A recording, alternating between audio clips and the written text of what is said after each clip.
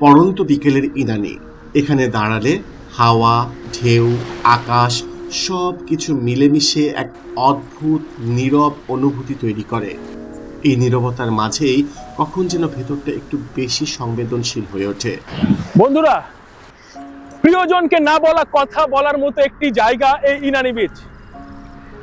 সমুদ্রের এই নোনা পানি ছুঁয়ে প্রিয়জনকে বলা যায় মনে যা আছে তাই। আর ঠিক তখনই মনের ভেতর থেকে উঠে আসে কিছু কথা। রোদ পোড়ানো হাওয়ার বাঁকে, আমার চোখের রেখায় রেখায় তোমার প্রেমের গল্প বোনায়, দিন পেরুলো ধুলোয় ভেসে, সুপ্ত আসে ঢেউয়ের তোরে লুপ্ত হাওয়ায় হাত ধরা প্রেম এক চিলতে ছায়ায় হাসে।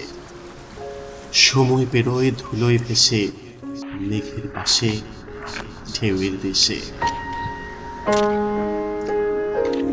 ইনানির বিকেলটা এমনই, কবিতার মতো নরম আর স্মৃতির মতো স্থির। ঢেউয়ের শব্দে যেন মনে হয় প্রকৃতি নিজের গল্পটা ফিসফিস করে বলে যাচ্ছে।